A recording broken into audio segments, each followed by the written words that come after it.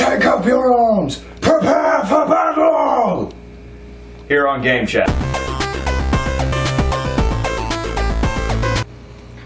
So, hello everybody, I'm Fletcher Stump.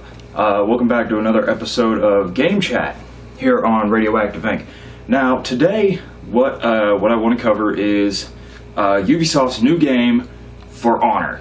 Because I've been looking at a lot of the gameplay. My hair's a fucking mess. But I've been looking at a lot of the gameplay. I have been, covering like every smallest detail that I can about the characters involved. And I have notes. I have notes that I'm actually going to be reading this time because there was so much information that I could not remember all of it to, spit it back during this video. It was just, there was so much that was going on. I only got to memorize like the gameplay mechanics that I wanted. Every detail about the characters, though, I had to take down. So what I want to look at first is the knight classes. I'm just kind of going in descending order of the way they were brought up to me. So what we're going to look at first is the knight classes. Now these are, probably roughly around like your medieval time knights. They have the standard shields. The one carries the sword, the other one has the flail. Now it is a flail, not a mace. A flail is has the stick, the chain, and then the spiked ball at the end. Now what this was for was to catch and rip armor, because the knights of that time used very, very thick plate armor, so you could not just simply swing through it with a sword. It didn't matter how sharp your blade was, you weren't getting through that plate armor. So what they did was come up with things like maces and flails to catch and dig at the armor to either rip it off or cause enough damage that you could stab your way through it. Yes, I'm using blades as a representation, but so the flail was also a great weapon because it allowed you to continuously kind of swing. You didn't exactly have to be, 100% accurate with it. There was no need for that, because as long as you were carrying momentum, that ball at the end was always going to follow you, and sooner or later you were bound to get a hit. Now, from what I've seen of this character, here's a picture, either there or there, I don't know. But this is what the character looks like in the standard class. Now, as you can see, he has the helmet, he's got his shield, he has his flail, and then he kind of has like the tunic that was standard in earlier medieval days, before the full body armor was like entirely implemented. So what they would have is they'd have, the shoulders covered, some armor underneath, and then their legs would be protected from about the knee down. This way they would still have plenty of mobility on the battlefield. Their arms weren't impeded, and neither were their legs, but they couldn't exactly sit there and bend over from, the waist up. They couldn't just bend over like that. No sit-ups were involved for these knights. So the details are very good. He has the helmet. He can breathe, and the eye slits, so this way he can see. So that is a miraculous detail. Now, from what I've seen, he has great defensive capabilities in the game, and can just kind of swing back and forth, catching you off guard, which is very accurate to these characters. It is a very good detail. I may have to break this up because there's so much that I want to go over. So if this ends up being a two-parter, I am sorry. But let's try and move on. So the second one is known as the Warden. Now he has the heavier armor. He has more armor covering his body, and he has the broadsword, the very big broadsword with the two spikes coming off at the hilt. Now what those were for was to it was an execution move. It was used to break through the plate armor, to really get that piercing damage through the plate armor. What they would do is they would grab the blade by the ends. I have to be careful because this thing's really sharp. And they would swing with the hilt out to pierce that armor, to get that piercing damage on that armor. So that is also a very accurate representation move. And if they, if these warriors were smart, they would, if somebody was coming down for an attack, they would use their sword, kind of sling it off to the side, and then come back around with a sweeping motion to kind of knock them off guard, because again, it was really hard to get through that plate armor. So let us move on. Now we're going to be talking about the Vikings here, or the Vanguard as they are better known as, which is very good because throughout the time periods the Vikings have gone through kind of different styles, different names. And the Vanguard are, the kind of representation of the brutality of the Vikings. They didn't wear a lot of armor. They had their helmets, which, but let's be honest, they actually did not have horns on them. But, and they were very big, bulky men. They really were. So the first one is the Raider, which, it'll be there. Now, as you can see, he's very, very big man, very stout man. He has the beard. He has, the Mjolnir. He has the symbol for Mjolnir, which at the time, they were very endued with, with their gods. And if you were to go to battle, you would give praise to Thor so that he may give you strength on the battlefield.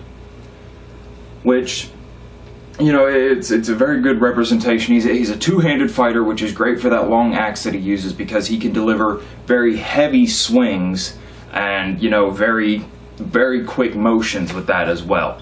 Just because he's big does not mean he's slow. But let's move on to the second one now. That is the Berserker. Now, again, a very, very big man, very stout man, not a lot of armor on his body, mostly just muscle, carrying two axes, two single-handed axes. Now, what this allows for is very quick attacks, because you're coming in with two hands, so it's slash, slash, slash, however it plays out. This allows for a lot more mobility on the battlefield, because you don't have to worry about knocking your weapon into something during your attack. That was an issue, was terrain would sometimes mess a warrior up. Their blade would get caught on something, and it would unfortunately, kill them. Now, one really important thing to remember is the Vikings, the Knights, and the Samurais never met. These characters have no affiliation with each other at all, because, Vikings were located in Greenland and Iceland. Samurai were in Japan. Kinda, So none of these characters ever met, but it is very unique for the game. And I love the detail, but let's cover the rest of the characters before I start babbling on. You know what I mean? Now, the first samurai we're looking at is called the Orochi. Now, in the timeline of Japan, what these were pretty much samurai assassins. They were very quick, they were very precise, and they were just pretty much used to kill. Now, I'm picking up the blade here. Now, what I've seen the most with the gameplay with these is that they go in for waistline swings, which is extremely accurate. Oh my god, Ubisoft, you did some homework on this one. I am proud of you. Now, these are extremely accurate strikes, because for the samurai, pretty much all of the armor was contained to the chest and below the waist down to the knee. Now, what this was for was to allow you to bend over if you needed to be able to dodge a swing or so on and so forth. But it also meant that at the waistline, you had no coverage. So what samurai would do is come in, swing at that waist, and carry through. Basically, spilling your opponent's guts on the battlefield right there. Now, that is a extremely amazing tactic. Now, would that work against something like plate armor? No, it wouldn't. But again, these characters never met. This is just for the game. Remember that. I've seen a lot of people like go in depth on this stuff, going, it could never slash plate armor, this and that. It's like, okay, that's great. Yeah, we know that, but you're kind of forgetting these are the combat moves of samurai fighting samurai. Not samurai fighting knights, not samurai fighting vanguard. You know what I mean? Alright. But for our last one, we have the Kimchi, which is, you know, very, very large man, very stout man. Where's the... Shit, what was it? My mind is drawing a blank now. I had it. I just had it. Like I said, this was a lot of information to go over. Oni Mask. He wears an Oni Mask, which, you know, it was kind of representation of, you know, being able to fight with the brutality of a demon on the battlefield. So that's why the masks were implemented. Now, the Kenshin has a very, very long katana blade, two-handed blade, and these were used to, you know, pretty much for driving power. This way you could literally bisect a man right there on the battlefield. There was no getting around that.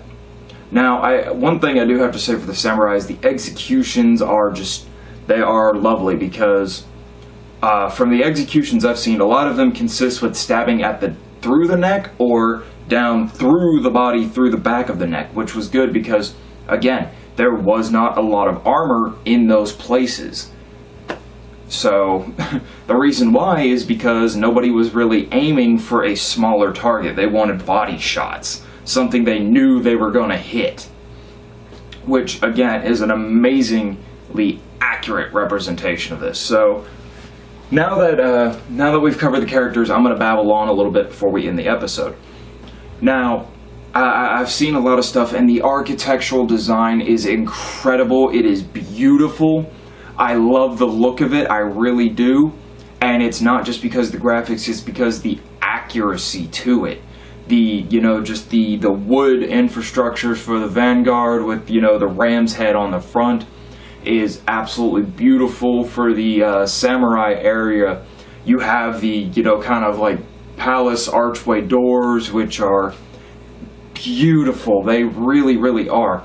And then for the knights area, you kind of have like that medieval stone look to it, you know, the stone pillars supporting the, you know, on look of the area. It is lovely. Ubisoft, you did a very good job with your homework on this. I am very, very proud of you. I really am. Now, one last thing I want to cover is the health bars. Some people don't think that, you know, they really work out, you know, or, you know, that you lose health too quickly in the game. Well, here's what it is.